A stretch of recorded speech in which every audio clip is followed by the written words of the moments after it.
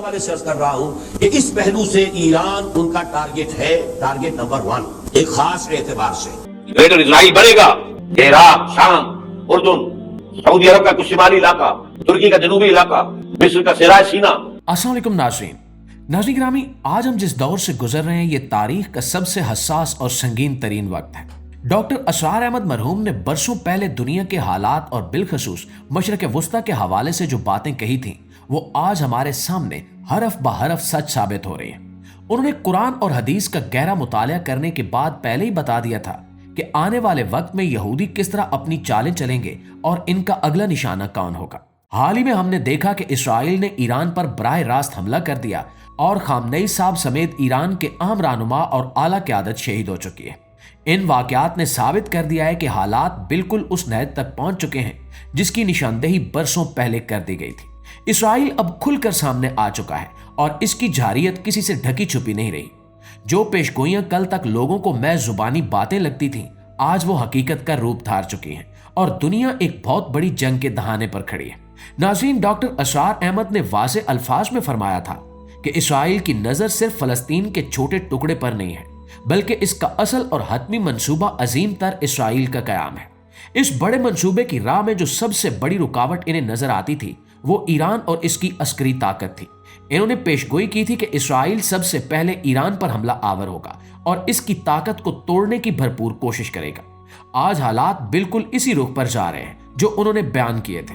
اسرائیل نے ایران کے اندر گھس کر حملے کیے اور وہاں کی اعلیٰ قیادت کو چن چن کر نشانہ بنایا۔ یہ کوئی اچانک ہونے والا واقعہ یا محض دو ملکوں کی لڑائی نہیں ہے بلکہ یہ اس طویل مدتی منصوبے کا حصہ ہے جس کا ذکر ڈاکٹر اسرار احمد اپنی تقاریر میں بار بار کیا کرتے تھے۔ ان کا کہنا تھا کہ جب تک ایران جیسی بڑی طاقت کو کمزور یا ختم نہیں کیا جاتا تب تک یہودی اپنے اعلیٰ مقاصد میں کامیاب نہیں ہو سکتے اور عظیم تر اسرائیل کا وہ نقشہ مکمل نہیں ہو سکتا جو ان کی مذہبی کتابوں میں درج ہے۔ پیارے دوستو، ایران پر اس حملے اور ایرانی قیادت کے خاتمے کے بعد جو منظر نامہ ڈاکٹر اسرار احمد نے بیان کیا تھا وہ امت مسلمہ کے لیے اور بھی زیادہ خوفناک ہے۔ انہوں نے بتایا تھا کہ جب اسرائیل ایران کو مکمل طور پر الجھا دے گا، اس کی طاقت کو کچل دے گا اور اس پر اپنا دباؤ اور غلبہ بڑھا لے گا تو اس کے بعد وہ اپنا رخ عرب علاقوں کی طرف کرے گا۔ یہودیوں کا یہ پختہ مذہبی عقیدہ ہے کہ دریائے نیل سے لے کر دریائے فرات تک تمام علاقہ ان کی پیدائشی ملکیت ہے اور انہیں ہر صورت اس پر قبضہ کرنا ہے۔ اس وسیع علاقے میں شام، اردن، لبنان، مصر کا کچھ حصہ اور جزیرہ نما عرب کے دیگر اہم علاقے شامل ہیں۔ ایران کو راستے سے ہٹانے کے بعد اسرائیل کے لیے ان عرب علاقوں کو فتح کرنا بہت آسان ہو جائے گا۔ آج ہم دیکھ رہے ہیں کہ بہت سے عرب ممالک پہلے ہی خاموش تماشائی بنے ہوئے ہیں۔ ان کی عسکری طاقت محدود ہے اور ان میں آپس میں کوئی اتحاد نہیں ہے۔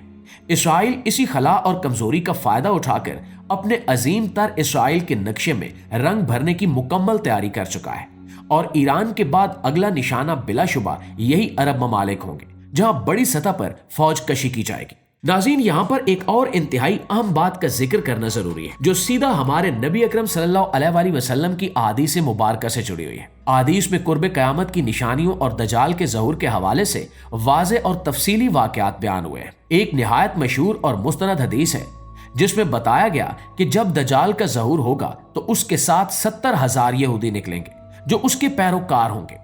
حیرت انگیز بات یہ ہے کہ یہودی کسی عام جگہ نہیں بلکہ ایران کے علاقے اصفہان سے نکلیں گے اور انہوں نے خصوصی قسم کی سبز چادریں اوڑھ رکھی ہوں گی۔ ڈاکٹر اسرار نے اس حدیث کو موجودہ حالات کے ساتھ جوڑ کر جو بصیرت فراہم کی تھی وہ آج ٹھیک ٹھیک پوری ہوتی نظر آ رہی ہے۔ اصفہان ایران کا ایک انتہائی اہم شہر ہے لیکن ایک عام ذہن میں یہ سوال ابھرتا ہے کہ وہاں اتنی بڑی تعداد میں یہودی کیسے آئیں گے؟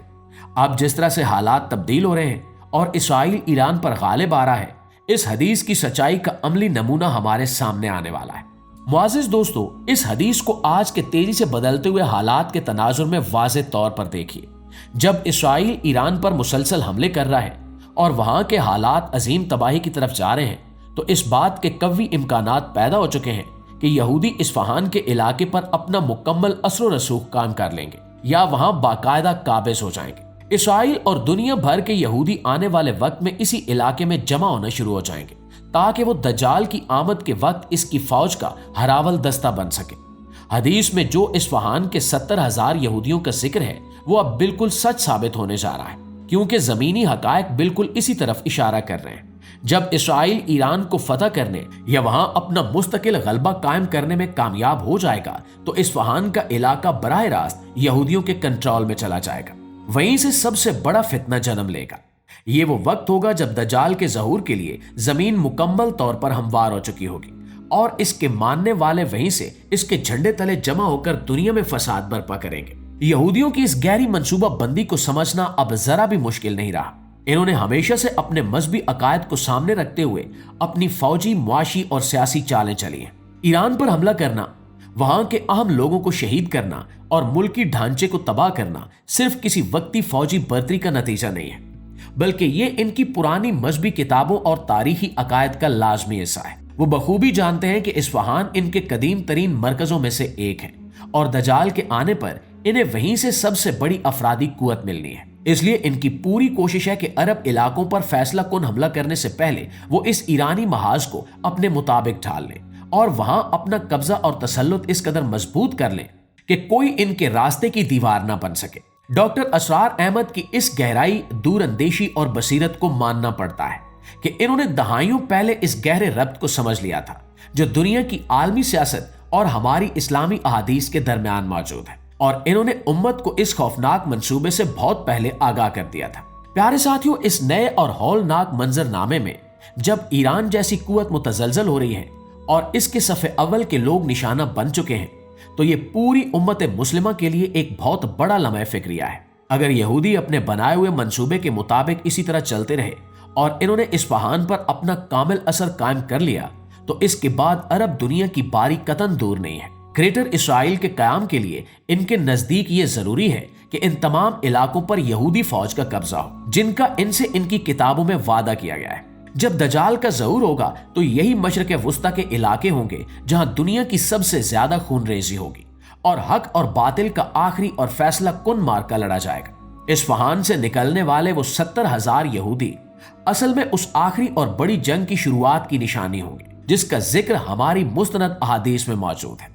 और ये सब कुछ अब महज औराक की हद तक महदूद नहीं रहा, बल्कि हमारी खुली आंखों के सामने हो रहा है और इसमें अब कोई इबाम या शक बाकी नहीं रहा। नाज़रीन, डॉक्टर असरार अहमद अपनी तकारीर में बार बार इस बात पर जोर दिया करते थे कि जब मशरक़ वुस्ता में हालात खराब होंगे तो वो कोई आम सी सरहदी जंग नहीं होगी। वो उम्मत को झंझोड़ते रहे कि यहूदियों की चालों और इनके हतमी मकासद को पहचानो। इन्होंने बहुत पहले वाज़े तौर पर कह दिया था कि इसराइल पहले ईरान की ताकत को खत्म करेगा, क्योंकि ईरान इनके रास्ते का एक ऐसा कांटा है जो इन्हें खुलकर खेलने नहीं दे रहा। जब ये कांटा निकल जाएगा तो बाकी अरब ममालिक जो पहले ही ऐशो इशरत में गर्क हो चुके हैं, वो फौजी लिहाज से अंदर से खोखले हैं, वो इसराइल के लिए तरनवाला साबित होंगे। आज हम अपनी आंखों से देख रहे हैं कि कैसे एक एक करके अरब ममालिक खामोशी इख्तियार किए हुए हैं और इसराइल बिला खौफ व खतर अपने मंसूबे में आगे बढ़ता चला जा रहा है। ये पुरस्रार खामोशी दरअसल इसी बड़े तूफान का पेश खैमा है जिसके बारे में डॉक्टर साहब ने बारहा खबरदार किया था। प्यारे दोस्तों, ये कोई मामूली बात नहीं है कि आज इसराइल के खुले हमलों के बाद ईरान की मज़ाहमत टूट रही है और इनके अहम तरीन रहनुमा शहीद किए जा चुके हैं। ये इस बात की खुली और वाज़ेह दलील है कि जंग अब एक नए और इंतहाई खतरनाक मरहले में दाखिल हो चुकी है। इसराइल अब पर्दे के पीछे छुपकर साजिशें नहीं कर रहा, बल्कि वो बराह रास्त मैदान में आकर अपनी ताकत का मुजाहरा कर रहा है। इसकी बुनियादी वजह यह है कि वो महसूस कर चुके हैं कि अब वक्त मुकम्मल तौर पर इनके हक में है। आलमी ताकतें इनकी पुष्टपनाही कर रही हैं और इनके मद्दे मुकाबिल कोई मजबूत आलमी आवाज मौजूद नहीं है। इस खुली जारियत का अगला कदम यकीनन वही होगा जिसकी पेशगोई की गई थी, यानी अरब इलाकों की तरफ बिला तफरीक पेश करनी। दरियाए नील से फुरात तक का जो नक्शा इनकी किताबों में दर्ज है वो इसे हकीकत का रूप देने के लिए किसी भी हद तक जा सकते हैं और ये जा रहे हैं।